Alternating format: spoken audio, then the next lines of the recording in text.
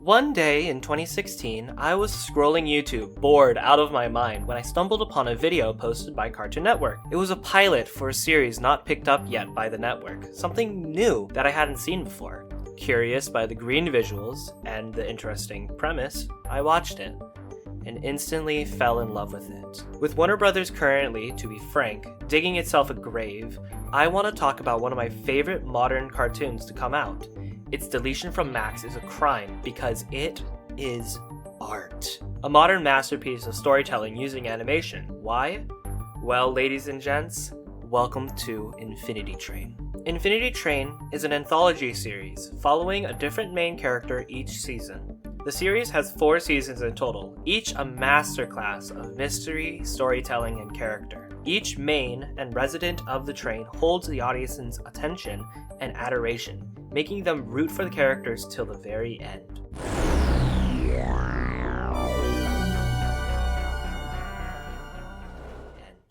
Our first episode, written by Lindsay Kayak and Owen Dennis, we follow Tulip, a young lady whose parents are going through a divorce. Although they promise to take her to a game design camp in Oshkosh, Wisconsin, both of her parents accidentally get things mixed up and become unavailable to take her. In anger, she sneaks out and finds herself lost in the woods. There, she comes across a mysterious train station and finds herself on the Infinity Train.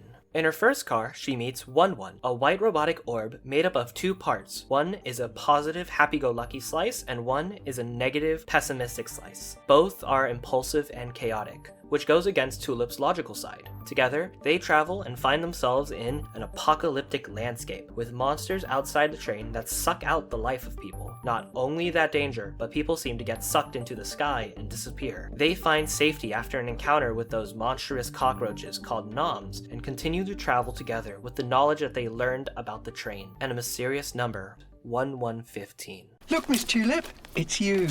That's a daisy. Tulip and 1-1, traveling together for a while at this point, find themselves in a beach car. While there, they meet 2 new characters. The cat is a saleswoman with a shady business model, and Randall is water. The cat states that she knows the conductor. With Tulip growing more worried and tense, especially with her number going down, she makes a deal with the cat. The cat talking to the conductor in exchange for assistance in helping repair a vehicle, and 1-1. Although the conflict gets resolved in the episode, and Tulip ends up with 1-1 again, she ends up in a different point than when she entered the car. She learns to appreciate 1-1, as he cares for her, and vice versa by the end. But they created an enemy in the cat. And finally, Tulip's number goes down, by 1 at first, and then by 6, ending on 109, when she and 1-1 hug at the end.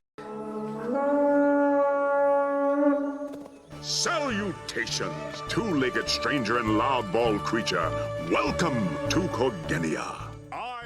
Tulip and 1-1, having traveled a week together at this point, find themselves in the Corgi car, a kingdom made up of only corgis led by Atticus, the king of and uniter of the Cardigans and the Prembooks. In the Corgi car, a monster lurks in the car, disturbing the water and flooding Corginia. Atticus joins the protags as they go to find and fight the monster. By the end of the episode, they fight the robotic stewardess who escapes after seeing 1-1. Tulip finds that her number has gone down once again after going into danger to fight for Atticus, going down to 101. Since the monster escapes, Atticus stays with the group and creates our Season 1 team. Although giving us little character moments, this episode does introduce a big intrigue for the story and explores it. It shows us that the organic parts of the car are created by the strange orbs that were interrupted by the next mystery. The stewardess is a robotic tendrils-made monster of some sort, who ran in sight of 1-1. A part that I really appreciate about this series is that it introduces these extremely interesting mysteries in an episode, and then explores it even more later on in the run.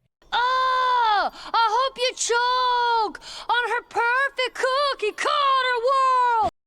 The trio go through many different cars in quick succession with little knowledge of what Tulip's number means until they find themselves in the Crystal Car, a forest made entirely of gems, with a door that can only be accessed by a crystal that makes them sing what's in a person's heart, as told to us by who I am dubbing the Mumble Crystal Man. However, it has to be sung by what we assume to be a human song. It is only when Tulip sings a song that's emotionally relevant to her emotions, a song that she used to sing on road trips with her parents. Only then is the door accessible to her by the crystal staircase. I'm chuffed to bits with this episode. There is very little action in this and instead focuses on the characters. The jokes in this are hilarious and subtle and fit in so well with this world. Atticus singing in howls and One-One's song being the fax machine sound is really clever. You get a real sense of friendship when you watch the episode, as if they have been traveling for a long time. Finally, Tulip's performance is perfect and unexpected to me. I have seen so many medias with Ashley Johnson as a part of it. Pike Trickfoot can sing really well, as shown in her performance as Ellie. So, hearing her perform as this awkward character who doesn't sing well, as if she hadn't been trained to, works and matches with the character and the theme of the episode. The song In Tulip's Heart isn't a song that's good nor emotional, but it is to Tulip, because she had so much fun with her family with the song, and now her new friends, One-One and Atticus. Neither.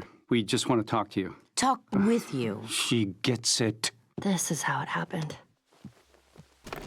Tulip and the gang enter a car with belongings from the cat, including a tape with Tulip's name on it. When the cat puts it in, Tulip is transported alone into her memories. They showcase memories that originally make Tulip happy about home. However, they're wrong. It's only when Tulip remembers the bad parts of those memories is she able to escape the ongoing loop that the tapes send her through. Angry at the cat for trying to trick her, Tulip and her gang leave, ignoring the deals being offered by the cat as well as her ever-changing number on her hand. When the gang leaves, the cat's car is transported forward in the train, where she finds the conductor and the stewardess, waiting for results. When the cat reveals she failed, the stewardess rips apart the cat's trinkets, led by the robotic inhuman form of the conductor. This is the episode that reveals the most about Tulip's life and what has made the family dynamic the way it is when the series starts. Like Tulip, we the audience believe that the family was happy before the divorce. However, we see just how much they were having problems. Tulip, like us, has to come to terms with the fact that the writing has been on the wall for a long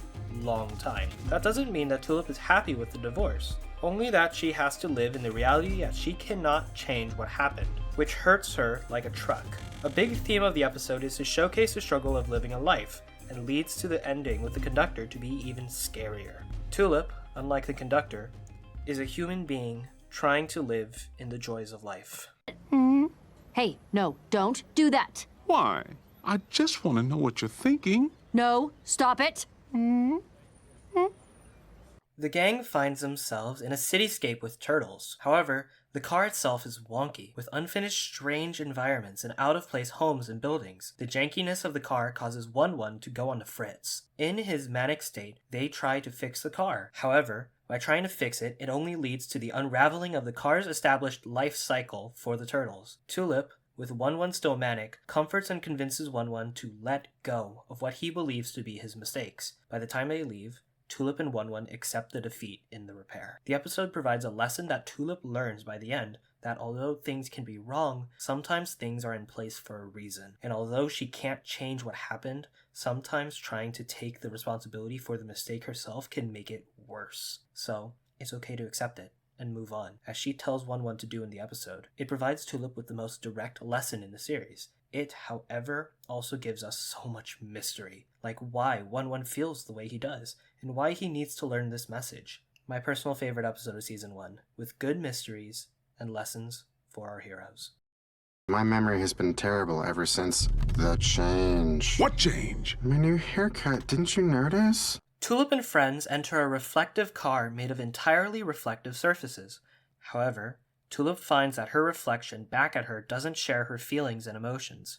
In this car, we are introduced to Mirror Tulip, who is more brash than her.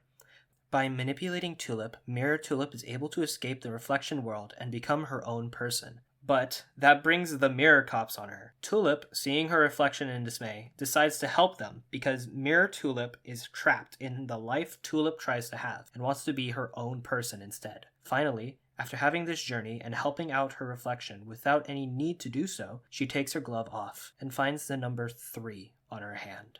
This episode comes to us 3 episodes before the Season 1 finale, and spoiler alert, the episodes get heavy from this point forward. So, this episode lets us reflect on the mains that we have been seeing, but mostly Tulip. An aspect of the show that is amazing is its constantly changing growth of its characters like Tulip. In this episode, we see that Tulip has grown extremely kind to her friends Atticus and One-One. Not only that, but she has also become kind to others, like her reflection. Something that MT doesn't understand at first, as she only seen the tulip that stays inside and ignores people in order to forget the divorce her parents have had. But the train has let Tulip grow and become someone that is willing to help out others in need, a good person.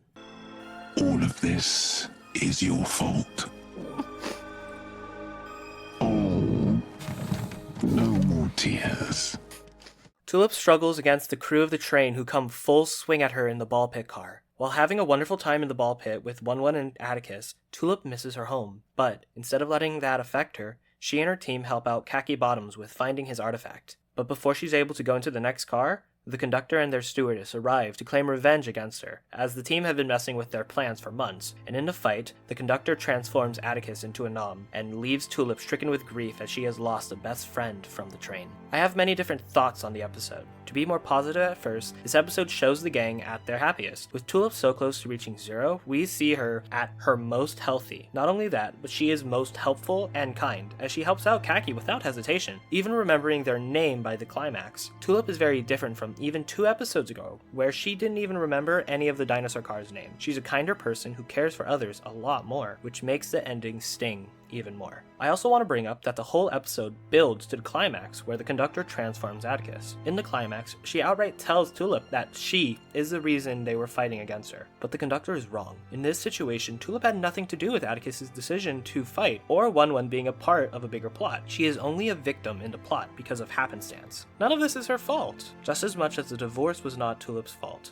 Tulip is once again suffering because of another person's effect on her, but unlike last time, Tulip has learned to deal with grief and loss, and has learned, as told by 1-1, that it is okay to cry.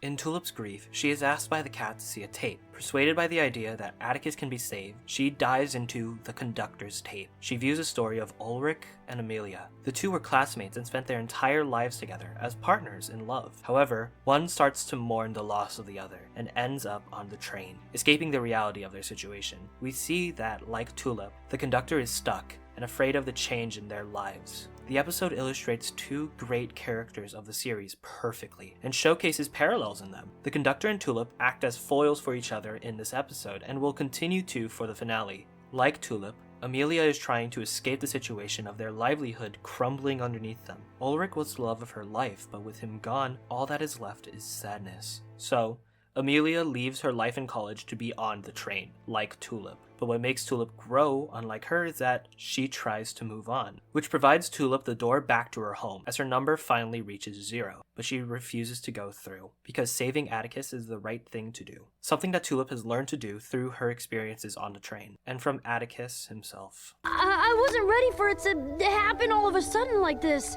You and this and it was, and Atticus and now... Me too.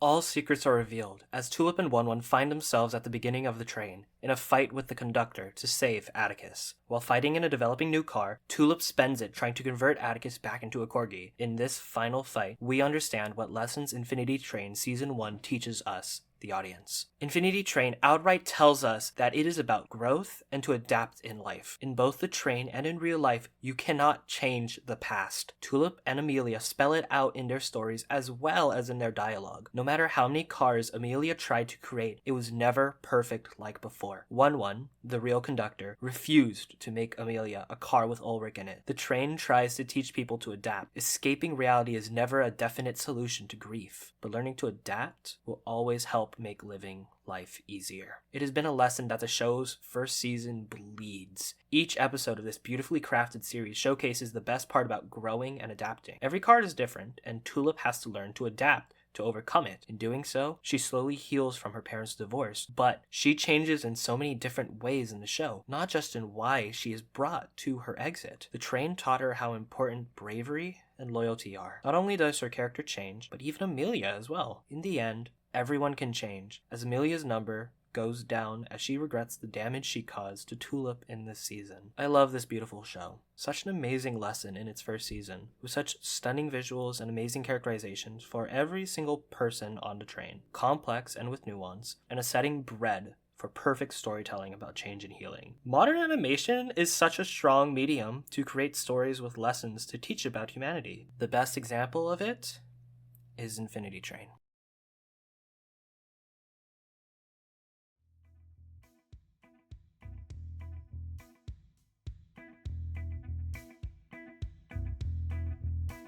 Hey thank you for watching the video. I really wanted to do a full series like Bluey but with Infinity Train, and while working on the video, I started playing Minecraft and got really sucked into it. But I love the final product for this video, and I hope you did too. I have a decent amount of video scripts, or at least ideas, already in the works, so the wait won't be long, or at least shouldn't be. So yeah, make sure to subscribe and maybe like and share the video if you enjoyed it. And comment down below any suggestions for any new series I should maybe tackle. I'm always looking for more things to watch or cover.